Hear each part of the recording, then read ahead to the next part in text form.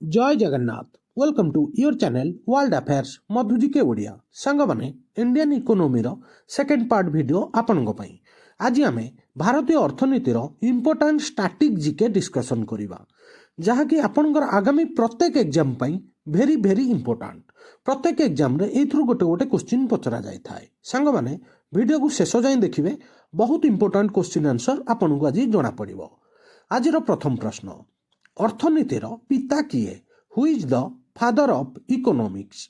चार्टा जाक option, Max Muller, Adam Smith, Karl Marx, none of these. ठीक उत्तर option B, Adam Smith. Adam Smith होउछंती अर्थनीतिर पिता। Adam Smith is father of the economy. Very very important question सांग माने। परवर्ती प्रश्न, भारतीय अर्थनीति होउछि सांग माने आम इंडियन इकोनॉमी को प्रकार रो? चार्टा जाक ऑप्शन आपनक पाखरे। समाजवादी अर्थनीति, गांधी अर्थनीति, मिश्रित अर्थनीति, मुक्त अर्थनीति। ठीक उत्तर ऑप्शन सी, मिश्रित अर्थनीति। भारतीय अर्थनीति होउछि गोटे मिश्रित अर्थनीति।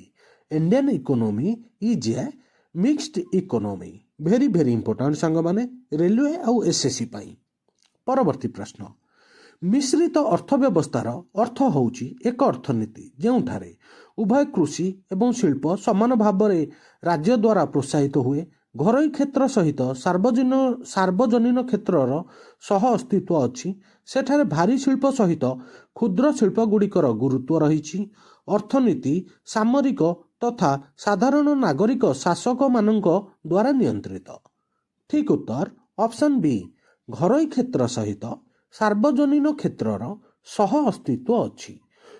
मिक्स्ड इकोनॉमी माने एटा ऑप्शन बी, घरोई क्षेत्र सहित सार्वजनीन क्षेत्र सह अस्तित्व अछि।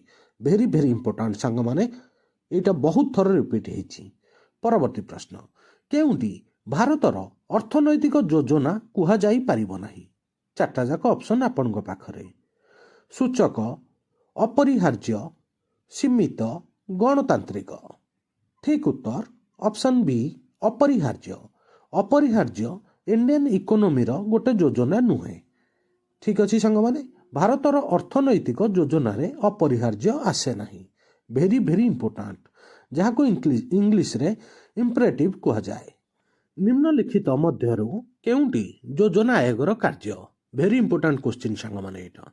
चार्टा जाक ऑप्शन, योजना प्रस्तुति, योजनार कार्यकारिता, योजनार आर्थिक सहायता, उपरोक्त मध्यरु कौनसीटी नुहे। ठीक उत्तर ऑप्शन ए, योजना प्रस्तुति।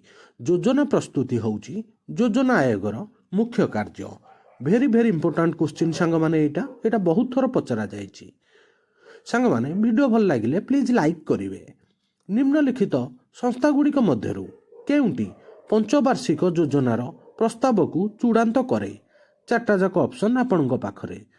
योजना आयोग, केंद्र कैबिनेट, जातीय विकास परिषद, योजना मंत्रालय। ठीक उत्तर ऑप्शन सी, जातीय विकास परिषद। जातीय विकास परिषद आमर पंचवार्षिक योजनार प्रस्ताव गुड़ा को चूड़ांत करे। ठीक अच्छे सांग माने एटा बहुत बड़ इंपोर्टाट क्वेश्चन एसएससी और रेलवे पाई। योजना आयोग विषय रे निम्नलिखित मध्यरु केउंटा सत्य? चार्टा जाक ऑप्शन, यह एक मंत्रालय, यह एक सरकारी विभाग, यह एक परामर्शदाता संस्था, यह एक स्वयं शासित निगम। ठीक उत्तर ऑप्शन सी, यह एक परामर्शदाता संस्था। योजना आयोग होउची एक परामर्शदाता संस्था। भेरी भेरी इंपोर्टाट सांग माने एटा बहुत थर पचरा जायछि। भारतर योजना आयोग रो चेयरमैन किए? सांग माने जो योजना आयोग तार नुआ ना होउची नीति आयोग, तार चेयरमैन किए? चार्टा जाक option, president, vice president, prime minister, finance minister. ठीक उत्तर ऑप्शन सी, प्राइम मिनिस्टर। प्रधानमंत्री होउछंती योजना आयोगर चेयरमैन। भेरी भेरी इंपोर्टाट। आ नीति आयोगर चेयरमैन भी प्रधानमंत्री बा प्राइम मिनिस्टर। जीडीपी भारतर प्रकृत अभिवृद्धि प्रदर्शन निम्नलिखित पंचवर्ष योजनार मध्यरु केउंटी धार्य सेट ठारू कम थिला? भेरी भेरी इंपोर्टाट सांग माने बोले जो 5 ईयर प्लानिंग प्रोग्राम थिला, आमर जीडीपी एतिकी ग्रोथ होबो को पंचवार्षिक योजना रे तार जो एस्टिमेट ठू कम होता चार्टा जाक ऑप्शन 6th 5 year प्लान, सप्तम 5 year plan, 8th 5 year plan, 9th 5 year plan. ठीक उत्तर option D 9th 5 year plan. नवम पंचवार्षिक योजना रे आमर धार्य करा जाइथिबा जीडीपी ठारू आमर ग्रोथ रेट कम थिला। द्वितीय पंचवार्षिक योजना रे केउ क्षेत्र उपरे अधिक चाप पड़िथिला? भेरी भेरी इंपोर्टेंट क्वेश्चन। चार्टा जाक ऑप्शन शिल्पायन, दारिद्र्य दूर करिवा, आत्मनिर्भरशीलता, कृषि। ठीक उत्तर ऑप्शन ए शिल्पायन। इंडस्ट्रियलाइजेशन उपरे द्वितीय पंचवार्षिक योजना रे अधिक चाप पड़िथिला। भेरी भेरी इंपोर्टेंट क्वेश्चन सांग माने एटा बहुत थर पचरा जाइछि। एक रूलिंग योजना होउछि एक योजना जहाँकि केते वर्षर? चार्टा जाक ऑप्शन 1 वर्ष, 2 वर्ष, 3 वर्ष, 5 वर्ष। इंग्लिश रे 1 year, 2 year, 3 year, 5 year। ठीक उत्तर ऑप्शन ए 1 year। एक रूलिंग योजना होउछि 1 वर्ष पई।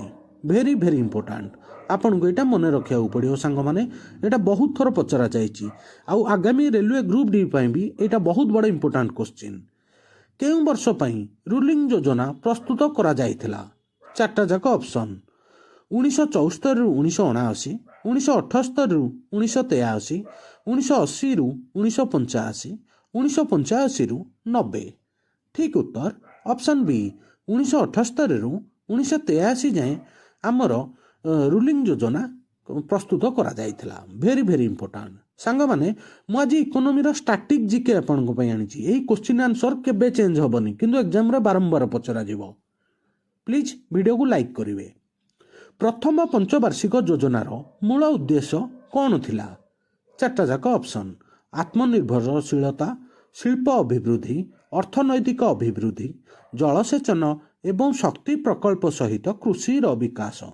ठीक उत्तर ऑप्शन डी जलसेचन एवं शक्ति प्रकल्प सहित कृषि विकास प्रथम पंचवार्षिक योजनार एटा मुख्य उद्देश्य। भारतर कार्यरत जनसंख्यार मुख्य प्रतिशत केउं क्षेत्र सह नियोजित?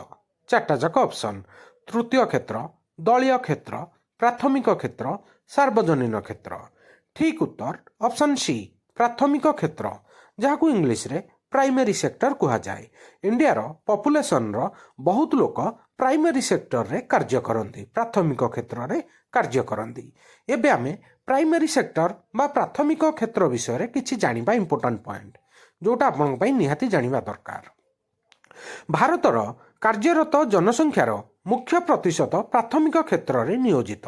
एही क्षेत्र रे जनसंख्यार 50 रु 60% लोक नियोजित। प्राथमिक क्षेत्र साधारणतः कृषि क्षेत्र सह जड़ित। यह कंचामाल क्षेत्र भाव में जनाशुना। कृषि, फसल उत्पादन, पशुपालन, मत्स्य एवं खनि प्राथमिक क्षेत्र सह अंतर्भुक्त। ठीक अच्छे सांग माने एबे आपणकर प्राइमरी सेक्टर उपरे जो डाउट थिबो सेटा दूर हो जिवो। आपन को एटा मन रखिया पड़िबो। परवर्ती प्रश्न आजिर शेष प्रश्न भेरी भेरी इंपोर्टेंट क्वेश्चन। भारत रे योजना यार उद्देश्य गुड़िक केउथिरे उल्लेख करा जाइछि? चार्टा जाक option preamble, fundamental duty, fundamental right और directive principle of state policy.